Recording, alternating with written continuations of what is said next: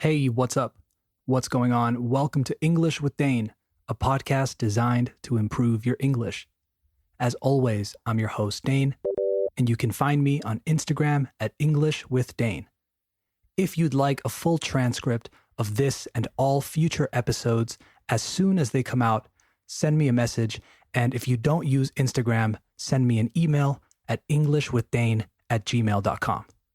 This episode is all about the verb to get and how to use it.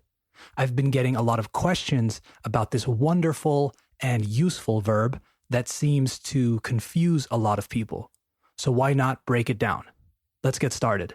You are listening to the 28th episode of Season 2 of English with Dane. Hit it.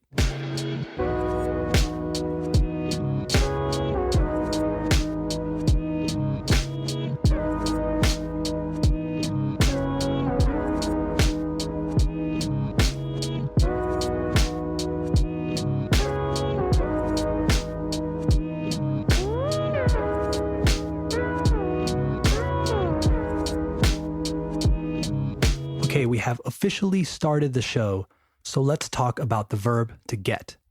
First of all, get is an irregular verb. Get, got. However, in American English, we use gotten as the participle. We say get, got, gotten. Like, hey, have you gotten the results? So don't freak out if you hear that. Both ways are fine. One of the reasons you may have difficulties using the verb to get in your day-to-day speech is simply that it can be a little confusing. We use get for a bunch of different things, and it can be overwhelming. Plus, there are a lot of idioms that we use that might not make sense when you first hear them, but we'll cover those idioms another day. Let's take a look at the 3 ways we use get. Number 1, get as to receive or to obtain. As you know, we use get to replace, para reemplazar, certain verbs, which is one of the reasons people get confused. In this case, it's replacing recibir or obtener, to receive or to obtain. Conseguir in general. For example, can you get me a bottle of water? I need to get my phone from the car. What did you get at the store? You could also say, can you bring me a bottle of water, or can you buy me a bottle of water?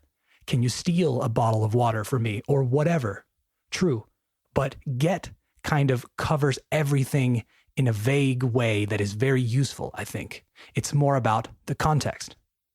Number 2, get as to become, or to talk about changes of state, cambios de estado. To get cold, to get hot, to get hungry, to get tired, to get better, to get dark, to get confused, etc. If you're waiting in line to go into a club on Friday night, but you didn't bring a jacket, you're probably going to get cold. If the sun is starting to go down, it's getting dark. If you're in a meeting and people are talking about a million things at once, you get confused. If you're walking around a city you don't know and you don't have a map, you might get lost. A lot of those reflexive verbs we use in Spanish are usually expressed with the verb to get. Perderse, to get lost. Cansarse, to get tired. Vestirse, to get dressed. So again, if you're talking about a change of state, you should probably use get. Not for all reflexive verbs though, but most of them. I'm saying this because some students love to find exceptions to every rule. So I try to avoid, intento evitar, saying all verbs this or all adjectives that, or we never do this, we always say that.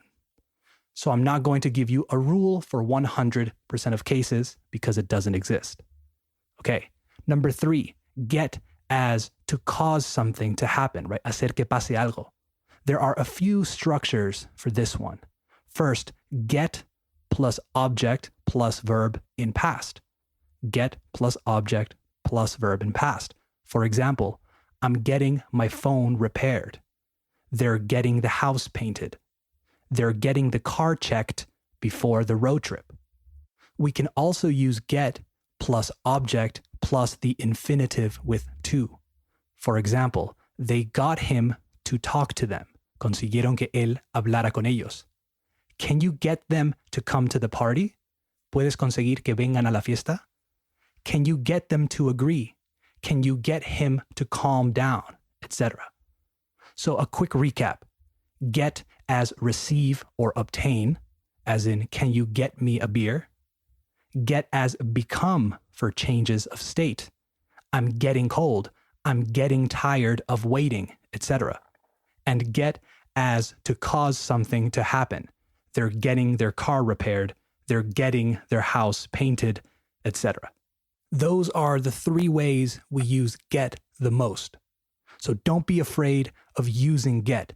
You'll make mistakes at first, but once you start getting used to it, you'll see that it's the best. You don't have to use other verbs as much, and you'll also sound more natural in casual conversation. So it's a win-win situation. Don't get lazy. All right, that's the show for today. I hope you enjoyed it, or at least got something from it. If you don't already, follow me on Instagram at English with Dane for quizzes and additional content. Subscribe to the show on Spotify, Apple Podcasts, or wherever you listen. And remember, the best way to support English with Dane is to give it a 5-star review and share it with friends and family. All right, talk soon. Bye-bye.